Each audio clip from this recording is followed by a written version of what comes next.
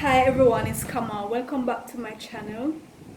For those who are joining me for the very first time, please subscribe to my channel. Today I'm going to be looking at some old men who have impacted my life, and I've decided to entitle this video My Obsession with Old Men. Now, I can think of at least 50 men in my life, at least very easily reel off 50 men who have had a significant impact on my life, whether spiritually, politically, educationally. And you know, the other day I was saying to myself, where are the women? Where are the women in my life? Because I would be hard pressed to come up with 5 women who have impacted my life in that way, in a similar way. No, of course, I know that these women, there are women out there, women, strong women, influential women, whose lives have been very inspirational.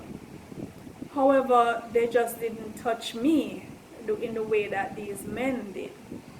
And I was wondering if that's because, I don't know, maybe my feminine energy is at a level where I don't need that maternal guidance, and maybe I needed the paternal guidance.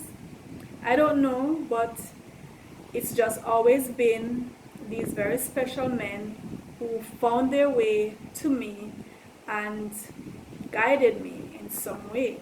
So this is a tribute to them, and I'm going to start, of course, with my beloved grandfather, whom I have featured in several videos so far. So if you have been following, you know very well what impact he has had on my life.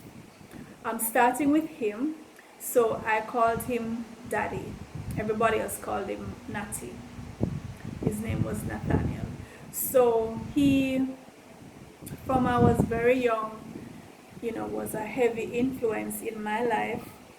I was his first granddaughter, actually first grandchild, and so we were pretty close. And you know, he would take me places with him whenever he went for walks in the community, even when he went, you know, ventured further afield into the city, or I think once he even took me to the country with him.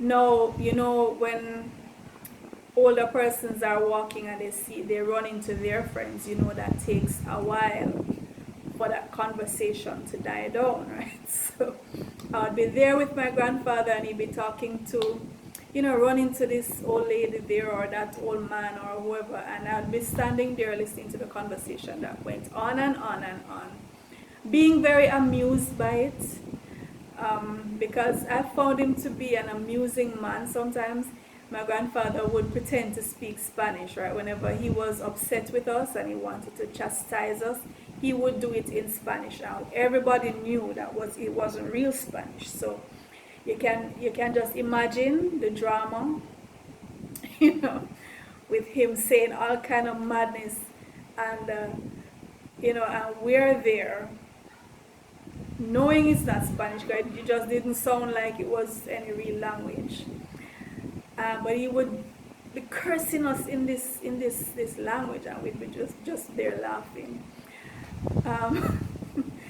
So I remember when I was just learning how to cook, and somebody had given me a cookbook, and I was so intrigued. You know, I wanted to try all the recipes, and you know, I had very limited lunch money, so but it was lunch money that I would take to buy the ingredients, and my grandfather would make up the lunch money. He would give me money, so he'd say, okay, what are we making today? Because our favorite recipe was omelets. And he would say, okay, are we making omelette? Are we making this? Are we making that? And I would tell him what I would make that day. He would give me the money, and I'd put it on mine, and I'd go and buy the ingredients and come back and follow the recipe, and he would eat it. Very brave man. Very brave man, my grandfather. And he battled diabetes for many years, eventually succumbed to diabetes. But in spite of all of that, he was always there for us. He was the provider. He was the patriarch. He was the patriarch of the family, always coming in with something for the children, always had something for the household. As much as he would, sometimes lash out if we didn't follow instructions, or if my uncles wanted to do their thing, and he would lash out, yes. And I'm not saying he was a perfect man. By no means was he a perfect man. But, he was certainly there, certainly a wonderful grandfather, a wonderful man to know. I read a tribute at his funeral, and I broke down crying while reading it. And I remember some years after he died, I would have visions of him sometimes, because by that time I was living alone. I was a young woman living alone, had two toddlers, and I remember one night I dozed off. I woke up it was about 11 o'clock in the night. I had a dream about him, and in the dream, he was calling me, like he was calling my name, my pet name, and I woke up. When he called my name, I woke up, and something just said to me, go to the door. I didn't hear anybody knocking. No, actually, when I woke up, I heard a knock on the door, like somebody just knocked the door.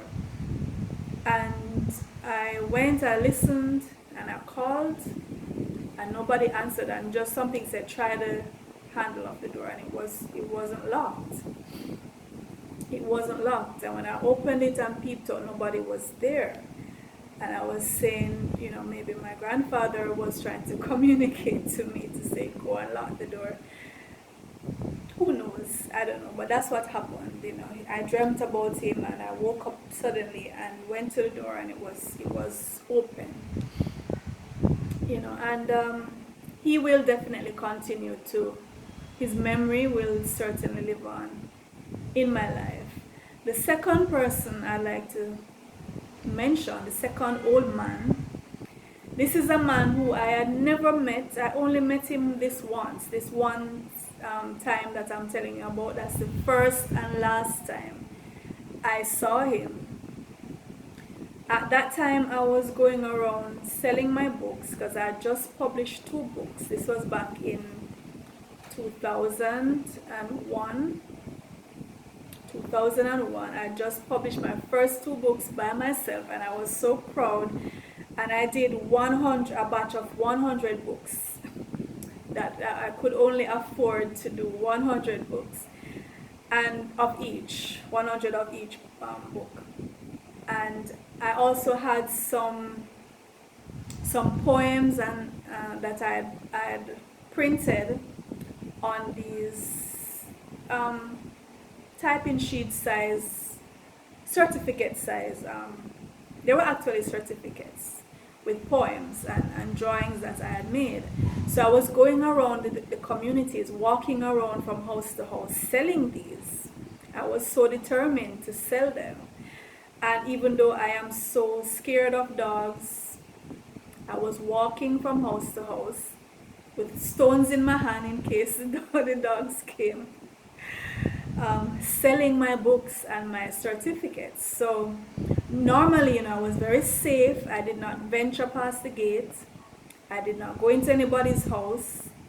I would just stay at a safe distance and interact. And eventually, I did sell off all those books. So my efforts were not in vain. So during this time when I was going around selling the books, at a particular community in Portmore, I stopped at this gate, and there was this old man. He was in his 70s. So I told him what I was doing, and I asked him if he was interested in buying any of the books. And he said yes, he was interested, and we were there talking at the gate for a while until he invited me onto the veranda. No, this is something I don't normally do. And I said okay. I went and I sat on his veranda, and we continued talking, and he eventually showed me he had this huge collection of books, boxes full of books. I'm not sure he could still read them at the time. Maybe his sight was failing. But he showed me these were books on all different topics. So you could see that he was an avid reader in his younger years, very intelligent man. And he said to me something very strange, and I know some of you are going to be saying, come on, this is because the man was going senile. He clearly was going senile. But he said to me, he said, I had a vision of you last night, and I knew you were coming, and when I saw you, I immediately knew it was you, because you have a halo around your head. He said, you have a halo around your head, and this is exactly how I saw you in the dream, and I was looking out for you. So so I said okay, because I'm open to that kind of stuff. And then we started talking about the afterlife and so on, and he said, when people die, they don't immediately transcend. It's like they wait in a kind of limbo. And so you have persons around who have died but they have not transcended. And he said actually 2 of those persons are in this house. 2 of those persons are in this house right now. And I was like, okay. I wasn't scared talking because he was just, we connected, because I'm like-minded, I'm open to that kind of thing, and so I wasn't scared, even though he said, there are 2 people in here with us right now. But anyway, I left. I think he bought, I don't remember if he bought the 2 of the books or what, but he bought something. And I hadn't, I kind of forgot about him for a while. And then one day I was at home, because I had given him my number. One day I was at home and I got a call. And he said, do you remember the little old man? And you came to his house, when you were selling your books. And I said, yes, I remember you. And he said, well, I just wanted to check up on you to make sure you're okay. And I thanked him for that. And that was the last we spoke. I don't know what happened to him after that, but definitely a very strange character, very strange character. So the other person, the other old man, actually these are 2 men who I'm putting together because they were best friends and they were pretty much on the same path and had the same impact. So this is Dr. Ben and Dr. Clark, Dr. Joseph Ben Buchanan, whom we refer to affectionately as Dr. Ben, and Dr. John Henrik Clark. Dr. Ben was an historian, Egyptologist, lawyer. He had 2 PhDs. He was an engineer. So he practiced these things at different times in his life. When he died, he was, I think, 90-something or very late 80s or early 90s when he died. So he had a career, several careers. He spoke 8 languages, so very illustrious and educated man, even though he made clear to point out that these degrees and these accolades meant very little to him because they were coming from the European system. And he insisted, because Dr. Ben used his own money in many cases to go into Egypt and to do the original research, the original digging, to unearth our history, to present it to us. And he did countless lectures, countless speeches, to make sure that we know our history and the great impact that we have had on the first civilizations, the first architecture, agriculture, language, African origin of civilization.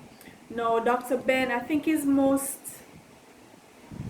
well-known book was The Black Man of the Nile and His Family, but he had several other books that he wrote. That certainly was the first one I became aware of. So he made, it was his life's work, his life's calling, to see to it that Africans, whether on the continent or in the diaspora, knew about our history and the truth about our history. We did not start in slavery. He made sure that we knew that. Dr. Clark was a very good friend of Dr. Ben. Dr. Clark was also a historian and author and lecturer at universities. So they were pretty much on the same path and oftentimes gave speeches together. So I'm putting them together, those two old men who had a very significant impact on my political awareness. Now the next person, actually the next two persons I'm also putting together would be Dr. Sebi and Dr. Leila O. Africa, both of whom passed on recently. Oh, and I should add too with Dr. Ben, because he transitioned a couple years back. I remember when Dr. Ben came to Jamaica for the first time. I was a young woman. My first child was 1 year old. So I was 21, 22. And Dr. Ben came to Kingston. He gave a lecture at the University of the West Indies. I went there, I attended that lecture. And then he went to Ocherius. I made sure to get a ride with some friends, and I went to Ocherius to hear him speak again. Now, I had made a bag shaped out like Africa. I sewed that bag for him, and it was very intricately embroidered. I embroidered the head of a black woman on the pocket at the front, and the bag itself was shaped like Africa. So when I went to that lecture in Ocherius, I gave it to him and I asked him to autograph his Black Man of the Nile. And I also, as soon as he finished his speech, I remember I ran up on stage and I said, I gave him my daughter and I said, please kiss my baby. That's just what he meant to me, And he did, he kissed her, and that was a very special moment. I'm so happy that I took that opportunity to go and see him, to see this great man face to face, to touch him, to give him this bag that I had made for him. When Dr. Ben died, a couple years back, I cried when I heard the news. Actually, they had, somebody had publicized that he had died before he actually died, just like what they did with Garvey. And I think then I cried, and months after, when he actually died,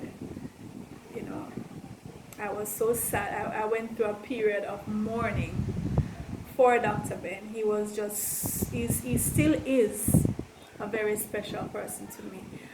All right, so now I'm combining Dr. Sebi and Dr. Leila O. Africa, both herbalists, both very knowledgeable in herbs and diet and the role of diet in the lives, particularly of black people, African people.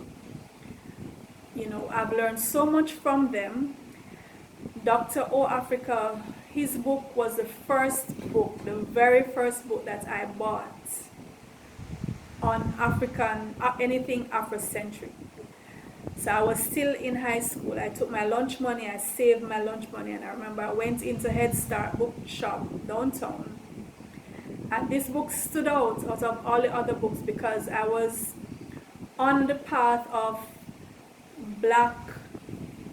my Afrocentricity, but I was also on the path of health and diet, and this book just seemed to sum up everything. African holistic health.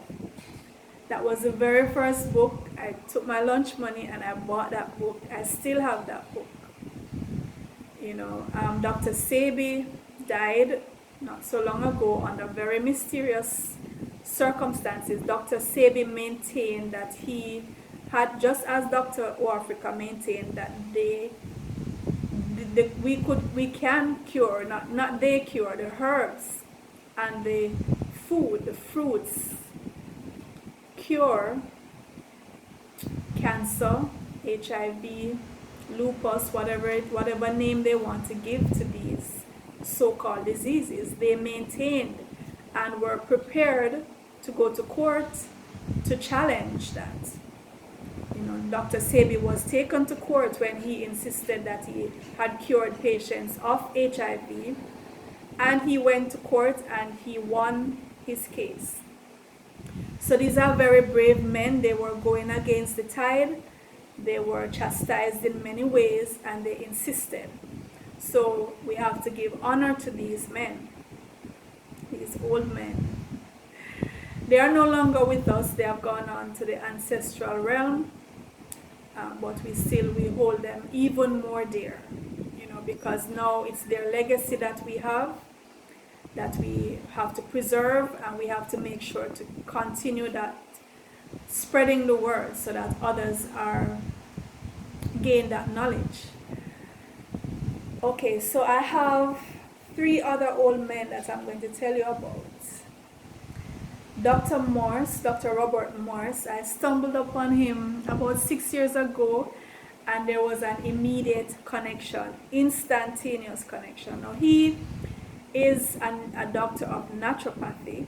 He believes in the raw food diet. He insists on fruits, berries, and herbs.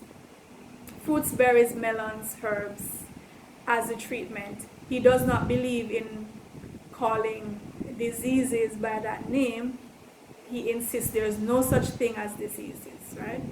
So he believes that is an acidic condition of the body that causes ill health, and that once you have a natural diet with combination of herbs, then you can reverse the process of acidosis and regain your health. So he's also a very spiritual person, comes across to me as being very sincere, and the connection is there, and I continue to listen to Dr. Morse. He has hundreds of YouTube videos, as do several of the other men that I've mentioned so far. So you can find them on YouTube. There are books published that you can make yourself knowledgeable on. So next is Dread. I only know him as Dread. And for those of you who watched the video that I did about kicking someone off the roof, so this is the old man I was talking about. I wasn't gonna kick him off the roof, but he just made me so mad, So he was my contractor, and I chose him because he had worked on a house close by, and I saw he did quality work, so I chose him as a contractor to build my house. But we got into little arguments here and there, and he's a typical Jamaican Rasta man, bearded, very he will mock you, he will ridicule you. When they're on the site, these men have tons of fun. They have a great time on the site. If you listen to them while they're working, you learn a lot, and you laugh a lot. Good dirty fun they have. And I mean, he's dear to my heart. He worked on my house for most of what was done. He was the one. I had to fire him, but that's how it goes sometimes. Because he did something that I just couldn't. If you can go watch the video. The one that I say I threatened to kick somebody off the roof. But all in all, you know, still my good friend. He's a good guy. In his 60s now, I think. In his 60s. Still my good brethren. Alright, so the last one, the last old man. Oh my, and I can't even explain to you how dear this man is to me. Sadhguru. You should know Sadhguru. If you don't, please go and find out about Sadhguru. He's an Indian mystic and he has become my guru. He is just so wise. From I was knee-high to a grasshopper, I have been searching for wisdom. Wherever wisdom is, I will find it. And Sadhguru, his wisdom, his clarity, nobody can deny. Nobody can deny.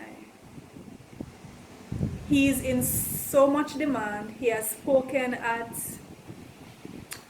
world conferences. He has addressed the United Nations. He has been to countless universities and colleges and just speaking to the masses in general, you know, with wit, with humor, with sarcasm, with such sincerity and such clarity. I have never witnessed such clarity in anyone.